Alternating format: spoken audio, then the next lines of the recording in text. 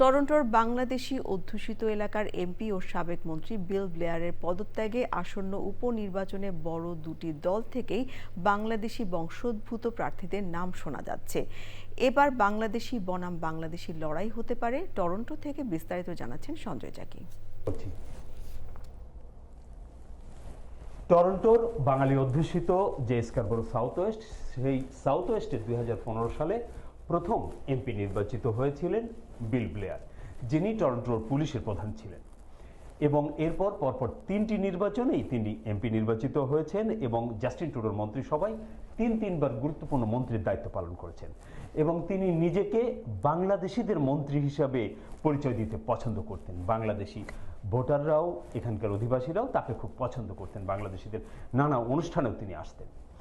তো মার্কানি সরকার আসার পর তিনি মন্ত্রী হতে পারেননি। তাকে প্রস্তাব দেওয়া হয়েছিল যুক্তরাজ্যে হাই কমিশনার হওয়ার জন্য কানাডার। শেষ পর্যন্ত তিনি রাজি হয়েছেন এবং গতকাল তিনি পদত্যাগ করেছেন এমপি পদ থেকে। আর তার পদত্যাগের ফলে এই আসনটি এখন শূন্য হয়েছে। এই আসনে বিল ব্লেয়ারের সাথে গত নির্বাচনে প্রতিদ্বন্দ্বিতা করেছিলেন কনজারভেটিভ পার্টি থেকে একজন বাংলাদেশি ডাক্তার এস.এম. নুরুল্লাহ তরুণ। তিনি এবার প্রায় নিশ্চিত কনজারভেটিভ পার্টি থেকে তিনি এবারও প্রতিদ্বন্দ্বিতা করবেন।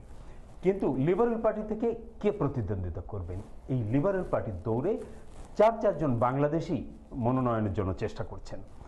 তো এর মধ্যে কোনো বাংলাদেশি পাবে কিনা সেটা যদিও এখনো নিশ্চিত নয়, তবুও অনেকে আশা করছে এই রাইডিংয়ে বাংলাদেশি দুটি প্রধান দলের যে ক্যান্ডিডেট হবেন তারা দুজনেই হয়তো বাংলাদেশি হবে। বাংলাদেশিদের মধ্যেই মূল প্রতিযোগিতা হবে কানাডার জাতীয় রাজনীতির স্থানীয় যে এমপি নির্বাচনের লড়াই। তবে লিবারেল পার্টির বিষয়টি এখনো নিশ্চিত নয়, সেখানে আরও হেভিওয়েট প্রার্থী রয়েছে লিবারেল পার্টির। তবে স্থানীয়রা আশা করছে যে এখানে এবার নির্বাচনটা খুবই জমজমাট নির্বাচন হবে। দুই পাশেই হয়তো বাংলাদেশি থাকতে পারেন। যদি এক পাশে বাংলাদেশি নাও থাকেন, তাহলেও যে ক্যান্ডিডেট থাকবেন তিনি থাকবেন একমাত্র বাংলাদেশি ক্যান্ডিডেট। এবং লিবারেলের হোক আর কনজারভেটিভের হোক, বাংলাদেশিদের পক্ষে এক হয়ে লড়বেন টরন্টোর প্রবাসী বাংলাদেশিরা। তবে ফলাফলের জন্য অপেক্ষা করতে হবে আরও কয়েকদিন। সঞ্জয় চাকি, চ্যানেল আই, টরন্টো, কানাডা।